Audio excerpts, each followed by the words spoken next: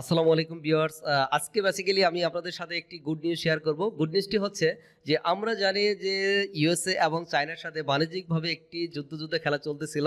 তো এইখানে স্পেশালি আমরা যারা অ্যামাজন সেলার রয়েছে, আমরা যারা অ্যামাজনে বিজনেস করি ইউএসএ মার্কেটে, তো তাদের জন্য যদি বলি, কারণ অন্যান্য কান্ট্রিতে কিন্তু এই প্রবলেমটা তেমন ছিল না, যেটা ছিল ওটা সলিউশন হয়ে গেছিল আগেই। তো এইটা প্রবলেমটা ছিল অনলি ইউএসএ মার্কেট সাথে, এবং যেহেতু আমরা ম্যাক্সিমাম প্রোডাক্টগুলো চায়না থেকে সোর্সিং করি, এবং নট অনলি আমরা আমরা অ্যামাজনে যতগুলো সেলার রয়েছে ম্যাক্সিমাম প্রোডাক্টই কিন্তু তারা এই আলিবাবা থেকে সোর্সিং করে থাকে বা চায়না থেকে প্রোডাক্ট সোর্সিং করে থাকে।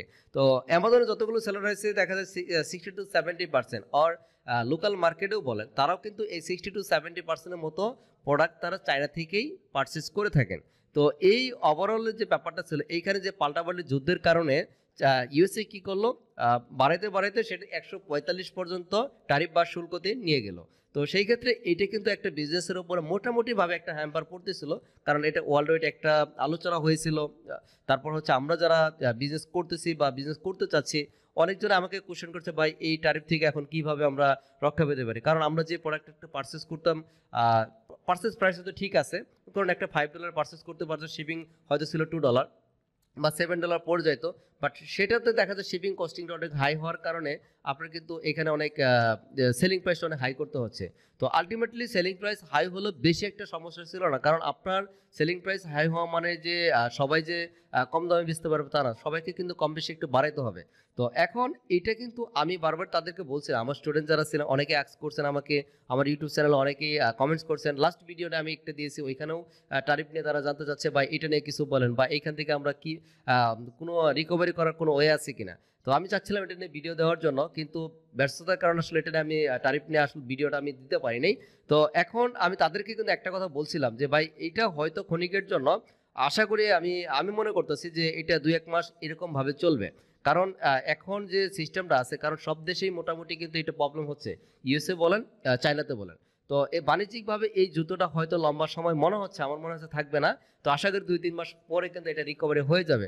তো যাই হোক, এটা কিন্তু আজকেই একটা তাদের মিটিংয়ের মাধ্যমে একটা অ্যানাউন্স করেছে যে এটা আগামী 14 তারিখ থেকে, আজকে যেহেতু 12 তারিখ, 14 তারিখ থেকে এটা কার্যকর হবে। আগামী 90 দিনের জন্য স্থগিত করা হয়েছে। তো বিভিন্ন নিউজ পেপারে আপনারা দেখতে পারবেন যে দেখেন, যুক্তরাষ্ট্রের চীন আরোপিত পাল্টাপাল্টি শুল্কর হার 90 দিনের জন্য স্থগিত। তার মানে হচ্ছে আগে যেভাবে ছিল, সহজ কথা, আগে যেমন চায়নার কোনো প্রোডাক্ট যদি ইউএসএতে ঢুকতো, সেটা 30% আপনার ট্যারিফ দিতে হতো, অথবা কি বলা হতো, শুল্ক দিতে হতো। আর ইউএসএর কোনো প্রোডাক্ট যদি চায়নাতে আসতো, সেটার জন্য 10% আপনার শুল্ক দিতে হতো। তো এখন তার মানে আগের যে সিস্টেমটা ছিল সেই সিস্টেমে এখন চলে আসছে। এদের মাঝখানে যে আপনার পাল্টাপাল্টি যে যুদ্ধটা ছিল, সেই যুদ্ধটা কিন্তু আপাতত স্থগিত করা হয়েছে। তো তার মানে এখন কিন্তু মোটামুটি সবার জন্য একটা স্বস্তির একটা নিউজ। কারণ এই জায়গাটিতে সেলারদের জন্য মোটামুটি একটা চ্যালেঞ্জ ছিল, একটু প্রাইস হলো বেশি ছিল, এবং যারা পারচেস করতো, যেমন কোনো একটা প্রোডাক্ট তারা রেগুলারই কিনে $10 দিয়ে বা $20 দিয়ে, সেটা যদি আপনি হঠাৎ করে $25 বা $26 হয়ে যায়, তো সেই ক্ষেত্রে দেখা যায় মানুষের যে ক্যাপাবিলিটি, অনেকেই দেখা যায় কিছু কিছু জিনিস আছে অ্যাভয়েড করে। হয়তো তাদের দেখা যায় যে অনেক অডেল টাকা আছে, তারপরেও কিছু কিছু সময় যেখানে তারা কম পায়, মনে করেন আপনি হয়তো দিতে পারেননি, বাট যার কাছে কম পাইতেছে সেম প্রোডাক্ট, আলটিমেটলি কাস্টমার কিন্তু ওইদিকে কিন্তু ড্রাইভার হয়ে যাচ্ছে। তো আমরা যেভাবেই আসলে বোঝানোর চেষ্টা করি না কেন যে আমরা সবাই প্রাইস বাড়াই দিব, সেল হবে, হ্যাঁ, সবাই কিন্তু আলটিমেটলি ওইভাবে প্রাইস বাড়ায় নাই, এটা কিন্তু সত্য কথা।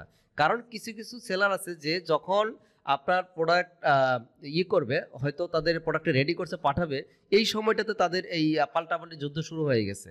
তো এখন প্রোডাক্ট ঢোকার পরে, যেমন কিছু কিছু আমার অনেকেই শেয়ার করছেন যে ভাই এখন তো বেশি দিয়ে প্রোডাক্টটা পাঠালাম, এখন কি হবে। তো এখন যেহেতু আজকে যেহেতু এটা অ্যানাউন্সমেন্ট হয়েছে, এখন কিন্তু আপনার প্রোডাক্ট ঢোকার আগেই কিন্তু আবার এইটা হয়ে গেছে যে আপনার ঘোষণা হয়ে গেছে যে আপনার আগের অবস্থান। তার মানে আপনি কিন্তু $1 বেশি দিয়েও যদি প্রোডাক্টটা নিয়ে থাকেন, আলটিমেটলি আপনি কিন্তু ওই যদি চিন্তা করেন যে আমি $1 বেশি দিয়ে নিছি, এখন আমি হাই প্রাইসে সেল করব, কারণ সবাই কিন্তু ওই হাই প্রাইস আর সেল করবে না। কারণ হচ্ছে সবাই চাইবে যে কম্পিটিটিভ প্রাইস রেখে সেল করার জন্য। তার মানে আপনি যদি কম্পিটিটিভ এখন প্রাইস না রাখেন, তো সেই ক্ষেত্রে কিন্তু আপনার জন্য কিন্তু সেল বেশি একটা হবে না। তো সেই ক্ষেত্রে কি হবে, আপনারা একটা জিনিস করতে পারেন যে একটু বেশি হওয়ার কারণেও এই জায়গাটিতে সলিউশন আমার কাছে মনে হচ্ছে যে, মনে করুন আপনি $1 বেশি দিয়ে পারচেস করছেন, শিপিং প্লাস আপনার প্রোডাক্ট সহ হয়তো $1 বেশি পড়ে গেছে বাই করতে। তো সেই ক্ষেত্রে আপনি যে প্রফিট মার্জিন, ধরুন আপনি একটা প্রোডাক্ট প্রফিট মার্জিন রাখছেন 15%, তো সেই ক্ষেত্রে আমি আপনাকে রিকমেন্ড করব যে এই প্রোডাক্টে আপনি 15% প্রফিটের আশা ছেড়ে দেন। আপনি এখানে ধরে রাখেন যে আমি 10% প্রফিট করব, তাহলে কি হবে, আপনি কিন্তু কম্পিটিটিভ প্রাইস দিতে পারবেন। তো সেই ক্ষেত্রে আপনার যে এইটা ছিল যে আপনি বেশি দিয়ে নিছেন, তো এই জিনিসটা যদি যুদ্ধর এইটা যদি এরকম থাকতো পাল্টাপাল্টি, যে তাদের যে এই ছিল বা 145% বহাল থাকতো, তাহলে কিন্তু আপনি কমে সেল করা দরকার ছিল না। মনে করেন যে মার্কেটে সবাই বিক্রি করতেছে একটা প্রোডাক্ট মানে $30, তার মানে $30 বা $29 অথবা $23 আশেপাশে আছে সবাই। তো আপনি কিন্তু তখন এই প্রাইস ডিক্লেয়ার করতে পারতেন। এখন যেহেতু সবাই একটা মোটামুটি, আপনার যদি সেম প্রোডাক্ট হয়, তো আপনাকেও ওই ফেয়ার প্রাইস রেখে প্রফিট মার্জিন যেটা হোক 8% হোক 10% হোক, আপনাকে আপাতত এই শিপমেন্টে মনে করেন 200 বা 300 কোয়ান্টিটি প্রোডাক্ট পাঠিয়েছেন, সেই প্রোডাক্টটা আপাতত শেষ করতে হবে। দেন যেহেতু আগের সিস্টেমে সবকিছু হয়ে গেছে, তার মানে তখন আপনি আগের মতো করে সেল করতে পারবেন, বা আগের যে আপনার 15% যদি প্রফিট থাকে, তো সেই 15% প্রফিটে কিন্তু আবার আপনি সেল করতে পারবেন। তো এখন যেহেতু আপনি বিজনেস করতে আসছেন, বিজনেস করতে আসলে আপনার কিছু জিনিস চ্যালেঞ্জ নিতেই হবে। তো এটা কিন্তু কেউ প্রিপারেশন ছিল না। আমরা কেউ জানতাম না যে এরকম কিছু হঠাৎ করে একটা হবে নিউজ, আপনার পাল্টাপাল্টি যুদ্ধ শুরু হয়ে যাবে। এটার জন্য কেউ প্রিপারেশন ছিল না, হঠাৎ কিছু চলে আসবে। তো এই চ্যালেঞ্জগুলো আমাদের থাকতে হবে।